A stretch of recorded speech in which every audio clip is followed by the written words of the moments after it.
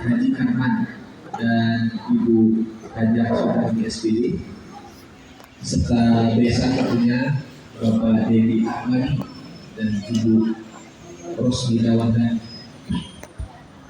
Dan terlebih khusus kepada kedua mempelai, yaitu saudara Ramadan Sutra SH Sarjana Hukum dan saudari Widianingsi SPD MLI sudah S2 master ya, insyaallah alhamdulillah. Agak sedikit susah buat apa namanya? Agak merasa ya, pedas kata, tapi gak apa-apa, pelan-pelan jangan sampai mengurangi nuansa bahagia. Ya, itu kalau nggak ada asap, nggak ada yang kita makan. Jadi jangan lihat asapnya tapi lihat hasilnya nanti ya. Jadi kita gimana Ramadan? Bahagia atau bahagia kan? Bahagia kan ya? Widya bahagia kan? Iya Pak Karman. Bahagia campur khawatir juga atau bahagia kan? Bahagia pun. Bahagia pun. Alhamdulillah. Ya, ini anak pertama. Anak pertama sudah dipertemukan dengan jodoh. Ini nggak bisa lah Bapak. Mudah-mudahan laki-laki yang Bapak pilih, yang Bapak jabat tangannya tadi, yang Bapak serahkan amanah melalui lapas ijab qabul tadi itu adalah orang-orang atau laki-laki yang betul-betul amanah dan tanggung jawab untuk bisa membimbing istrinya sebagaimana kedua orang tua itu telah membimbing Widya untuk menjadi seorang wanita yang seperti itu. Bapak Ibu rahimahullah,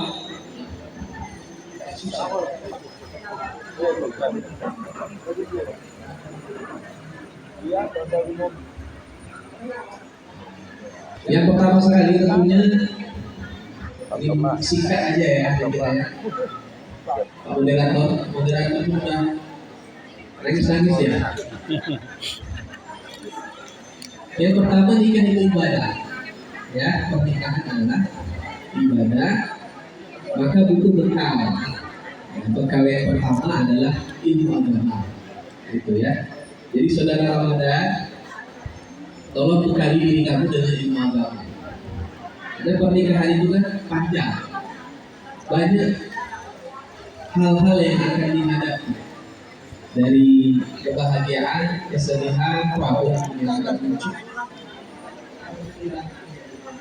Cik, kalau kamu tidak punya bekal ilmu agama, nanti kamu gegabah dalam mengambil keputusan. Nah, jadi tugas pertama kita sebagai seorang suami terutama adalah membekali diri kita dengan ilmu agama agar setiap kehidupan di rumah tangga kita itu atas dasar hikmah, bijaksana, karena ilmu agama yang kita dasari. Nah, itu yang pertama sekali bekalnya, ya. Dan saya sampaikan, saudara Ramadan, tanggung jawab kita sebagai seorang suami itu besar sekali ya kepada Allah Taala. Kita berkewajiban mengajarkan istri kita ilmu agama.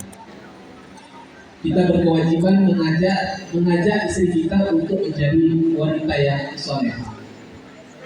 Sholatnya istri kita itu tanggung jawab kita. Ya, Ramadan mulai sekarang, kalau dulu Widya itu sholatnya tanggung jawab ayahnya, terus sekarang sholatnya tanggung jawab kamu. Maka jangan sampai kamu sebagai seorang suami tak sholat. Ya, jangan pernah tinggalkan sholat sebagai seorang suami karena tugasnya sangat berat. Jadikan sholat sebagai penolong untuk menunaikan tugas yang berat itu. Mendidik wanita itu susah. Ya Pak ya? Itu Pak Aki. Mendidik wanita susah atau susah kali? Susah kali kan? Susah aja. Makanya butuh doa. Ya Allah mudahkanlah aku membimbing keluarga gitu ya. Kita berdoa. Maka saudari Widya juga harus paham, bantu suami untuk bisa menunaikan tugasnya dengan baik. Saya sarankan kepada kita tentunya para suami itu harus cerewet Pak. Dan cerewetnya kalau bisa jangan kalah sama istri. Nah, bedanya kalau istri itu cerewet bisa dunia biasanya. Pakaian kita berserak, ya kan? Kita pulang lambat, pakar mancing tahu saya perlu dari pasar dari apa, pulang, dan bicara. Nah, itu merepeknya urusan dunia. Tapi kalau kita ini suami, harus banyak merepek urusan akhirat. Istri kita sholatnya harus kita rajin merepeki. Kalau dia lambat-lambat gerak sholat, pakaiannya tidak menutup awal dengan baik, harus direpeki. Kata-katanya nggak baik karena sikapnya, penampilannya nggak baik, itu harus kita repeki. Jangan dia aja. Jangan kita ini jadi suami yang dayus. Pernah dengar istilah suami dayus?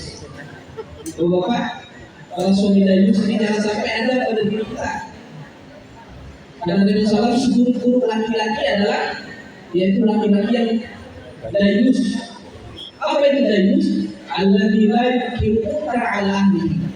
Yaitu kalau istrinya berbuat kebakaran, berbuat dosa, dia diam saja.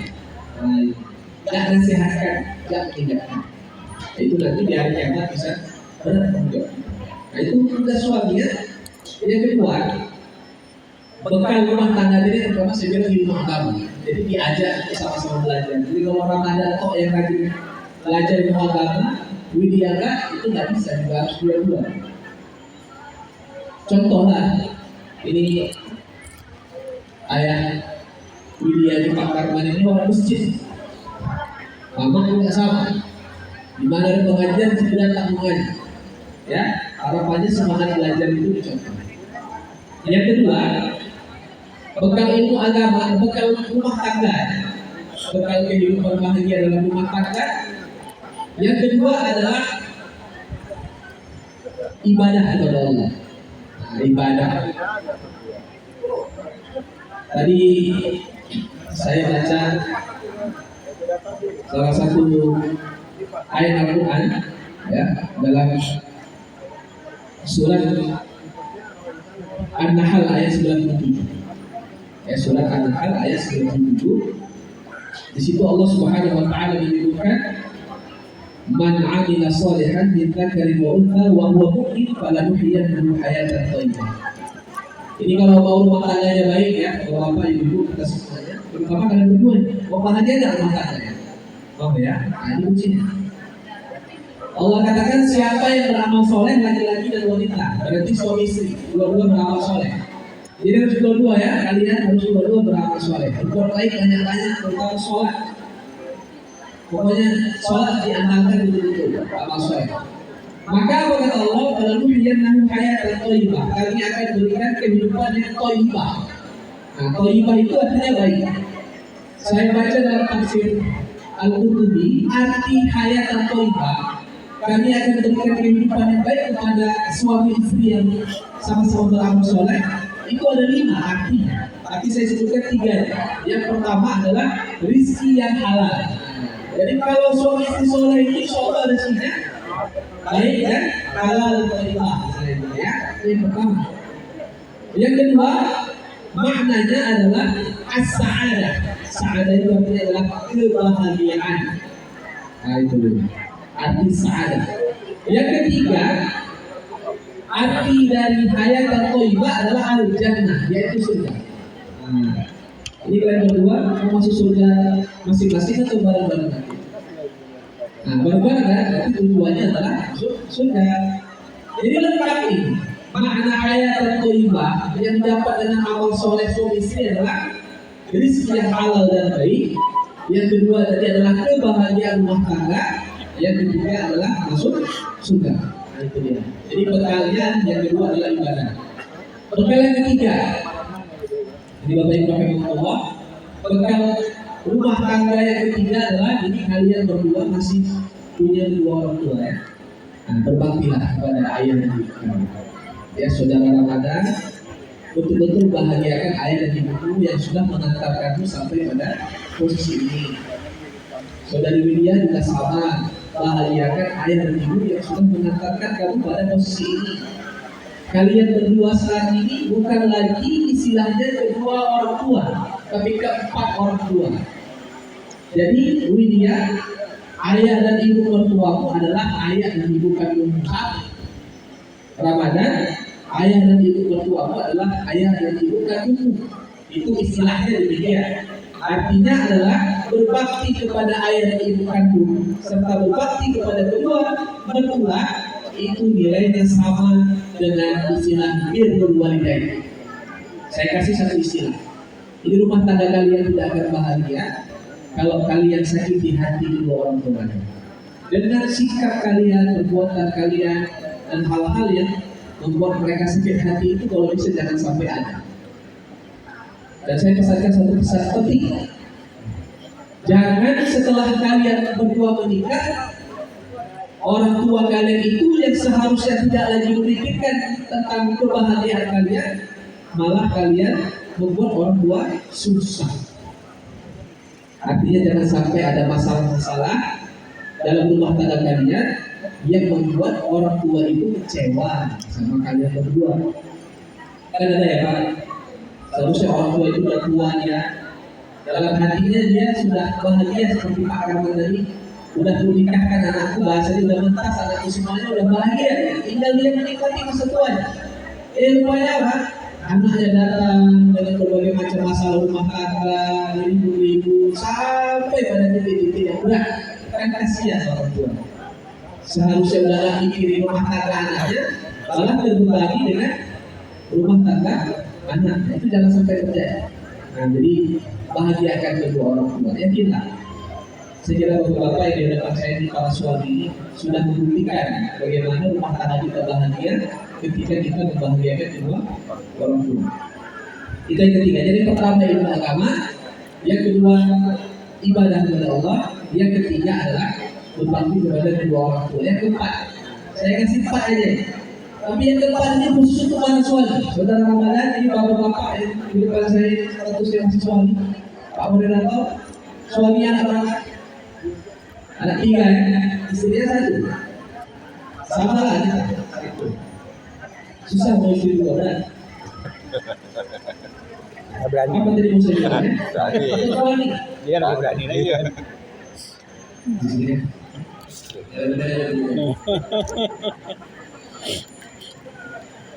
Jadi bapak-bapak para suami ya. Kalau salah Ustaz Sudarmo, Ustaz kita dulu kita hadir. Segala nasihat aja Ustaz, tidak menasihati Ustaz sebagai suami saya. Nanti status kita sebagai suami memang harus saling menasihati saya. Yang pertama, kita ini sebagai seorang suami harus dipahami adalah istri kita itu amanah. Jadi tadi Ramadan jabat tangan sama ayah mertua itu kan bahasanya kunikahkan kepadamu anak kandungku. Itu kalau diluaskan maknanya artinya adalah semua tanggung jawabku usahakan kepadamu. Soal anakku itu tanggung jawabku, ya. Pakaian aurat anakku itu tanggung jawabku. Semua kebutuhan hidupnya itu tanggung jawabku. Nanti di hari kiamat tanggung jawabnya sama kamu nggak sama aku. Jangan beda usia. Maka jangan dikhianati apa yang sudah diamanahkan oleh ayah dan ibu. Dan itu di hari kiamat tanggung jawabnya sangat besar. Maka Allah menyebut dengan istilah ijab kabul itu dengan istilah kitabun ghalidh, yaitu perjanjian yang sangat kuat. Jadi jangan disia-siakan. Tadi sudah saya singgung ya, sholat di media itu tanggung jawab. Jadi amanah kita besar ya Pak. Kembali ingat lagi Pak Ato dulu waktu bisa bergabung Bapak Ketua. Ingat lagi Pak, momen-momen itu sudah sejauh mana amanah itu kita jalankan dengan sebaik-baiknya. Jangan sampai nanti kita dan ayah mertua kita itu berlagu di hari kiamat. Kenapa? Karena dia nuntut sama kita, kenapa kau tidak tunaikan amanah dengan baik.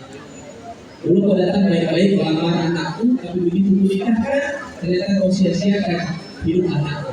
Jangan sampai kayak gitu ya, Bapak. Itu yang pertama. Tanggung jawab kita itu kalau diingat sebagai seorang suami.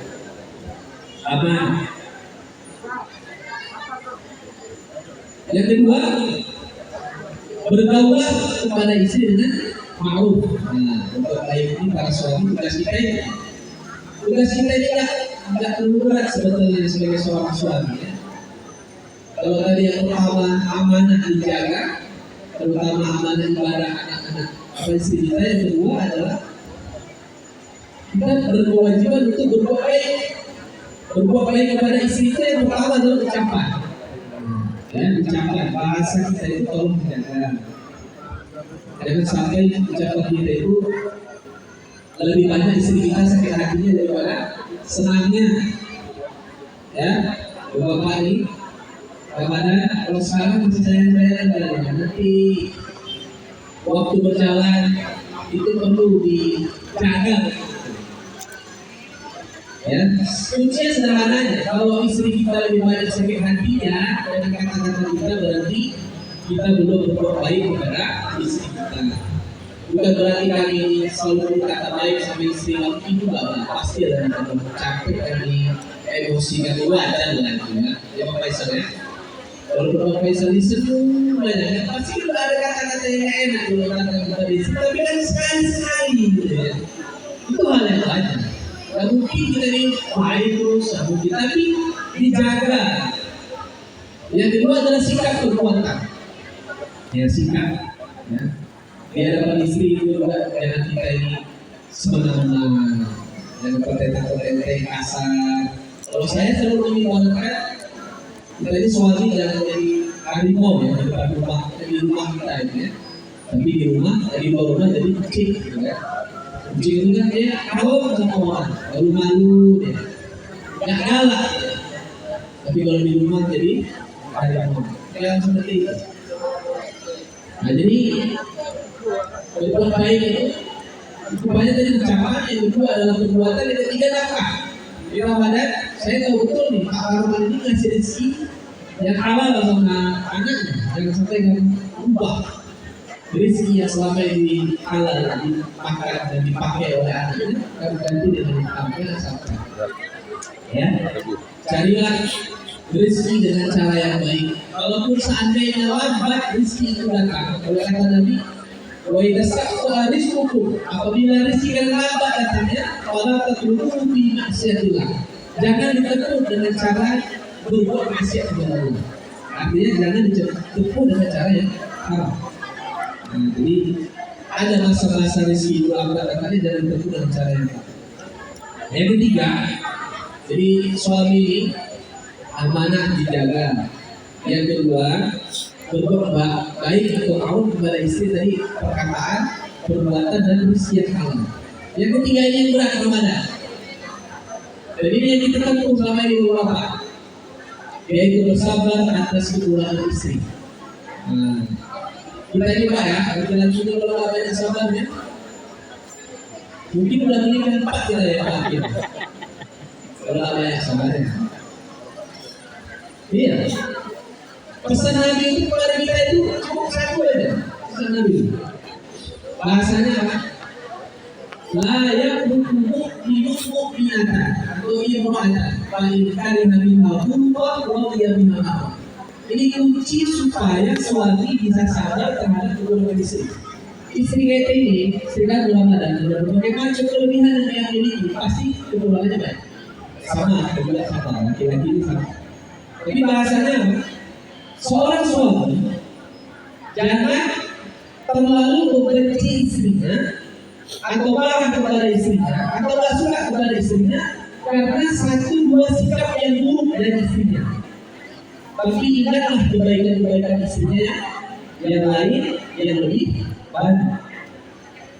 Dan juga adalah apa? Kebaikan saya. Kebaikan sama keburukan istri kita lebih banyak. Kebaikan pasti. Walaupun ada buruknya, tapi tidak buruk lagi.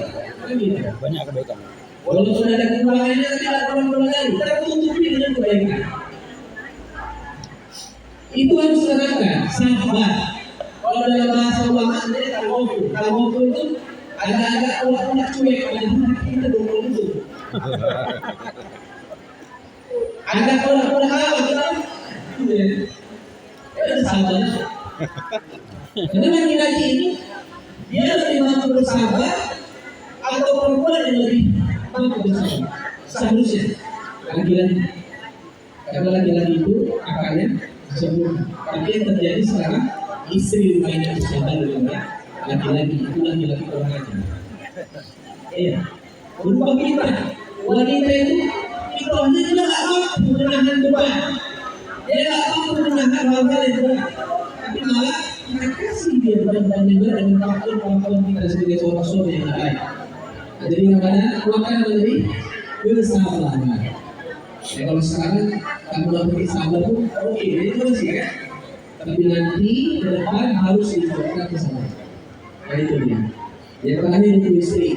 Tadi itu soal keadilan, suami yang ditekan, yang istri juga harus tegas, kita ingatkan supaya tahu istri itu ada di sini ya. Kalian mengingatkan bersama. Beberapa kalau pengen tahu saya itu baik atau tidak, tanya sampai selesai. Jawabannya begini. Istri cuma 2, masih sudah. Oh kan? 2 aja. Ibu-ibu yang di belakang ibu. 2 aja kuncinya ini. Saya akan tahu ke istri supaya gampang masuk surga dan rumah tangga ini. Yang pertama adalah suami kan pemimpin, istri yang dipimpin.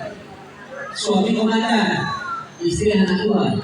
Maka anak buah anggota harus patuh kepada pemimpin komandan.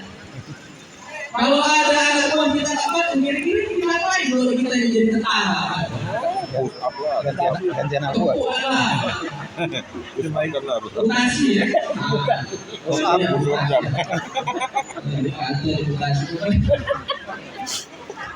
Atau cari anggota yang lain, berarti mutasi cari anggota yang lain. Ya. Jadi taat kepada suami dengan berbagai macam kekurangan suami yang ada pada dirinya. Allah meletakkan ketaatan ibu kepada suami itu di atas ketaatan ibu kepada kedua orang tua. Itu bukan hal yang main-main. Bagaimana kedua orang tua itu kan kedudukannya sangat tinggi. Allah letakkan dari seorang anak, tapi seorang wanita. Tadi saya dengar dari itu protokolnya bilang orang tua, apa laki-laki itu yang paling dia nomor satu adalah ayah dan ibunya. Kalau wanita, istri yang dia satukan yang dia persatukan adalah suaminya kan ya. Bagus. Aisyah menjadi istri Nabi pernah bertanya kepada Nabi Sallallahu Alaihi Wasallam, ya Rasulullah, kami para wanita, siapakah laki-laki atau orang ya, lebih tepatnya orang yang paling berhak untuk kami taati dan patuh? Maka Nabi SAW berkata, zawjuha, yaitu suaminya. Kemudian Aisyah bertanya lagi, fa'ayyun nasi 'adzam haqqan 'ala rijal. Ya Rasulullah, siapakah manusia atau orang yang paling harus dihormati dan dipatuhi oleh seorang laki-laki? Maka Nabi SAW mengatakan ummu, yaitu ibunya, mamanya. Jadi Pak Karman, kita sebagai suami bukan ayahnya, tapi ibunya. Sampai ada seorang laki-laki minta jihad karena dia nak pandai dia Nabi nggak kasih. Kemudian Nabi SAW nanya, ada orang tua masih hidup? Masih. Katanya tinggal ibu katanya. Kemudian apa? Nabi berkata, pulang kamu ke rumah ibumu, fa'idal jannah tahta qadamaiha. Pulang kamu ke rumah ibumu karena surga ada di bawah telapak kakinya. Jadi di bawah telapak kaki kita asal ada surga. Betul itu? Hah? Dalam Al-Quran itu perintahnya wabil walidaini ihsan. Berbakailah kepada kedua ayah dan ibu. Jadi aman.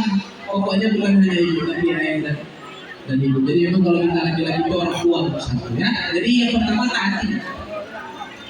Kalau cerewet-cerewet kali istri kita ini selagi dia tidak banyak melanggar syariat, bisa lagi. Apa ya toleransinya? Yang terakhir. Cuma 2 ini, khusus tadi taati suami. Yang kedua adalah cari ridho suami. Karena surga itu kan bagi seorang wanita adalah pada suaminya. Jadi saya kasih satu hadis ya, riwayat At-Tabrani sebagai penutup. Ada seorang wanita datang ke Nabi Muhammad. Dia nanya ke Rasulullah, laki-laki Biar nggak sangka nangis. kan ada jihad Kalau awak supaya nangis, disahih. orang nangis ya. Kalau kami perempuan, para istri jihad kami apa? Nah, jadi ibu-ibu mau jihad nggak nih ibu-ibu? Ada jihad ibu-ibu. Ya, dunia ada jihadnya. Apa kata Nabi Muhammad? Jihadnya adalah anna ta'ata zawj wa qiraban bihaqqihi ya'dilu dzalik. Jihadnya seorang wanita itu, seorang istri adalah taat kepada suaminya dan mengangkat derajat suaminya. Jadi taat kepada suaminya dan mengangkat derajat suaminya itu semua pahalanya sama seperti pahala jihad. Kemudian Nabi bilang apa ini? Kunci. Wa qalilun min kunna man yaf'alu. Tapi nggak banyak wanita yang mau mengamalkannya. Itu pula kesalahannya. Ya, tidak banyak wanita yang mau taat patuh kepada suami dan mencari ridho suami. Jadi kuncinya adalah ridho suami itu didapat dari ketaatan. Ya, nggak ada suami yang ridho kepada istrinya kalau istrinya nggak taat. Tapi kita nih Pak sebagai suami tolonglah harus sadar diri kayak mana istri kita mau taat sementara kita jadi pemimpin nggak benar. Gitu ya. Jangan harap istri taat kalau tidak bisa memimpin dengan benar. Saya kira ini aja. Lebih banyak air mata kita di atas daripada senyum saya pada siang hari ini ya. Mudah-mudahan bahagia kalian ya. Berkah rumah tangga kalian sakinah mawaddah warahmah dan diberikan keturunan yang baik, saleh dan salehah. Assalamualaikum warahmatullahi wabarakatuh.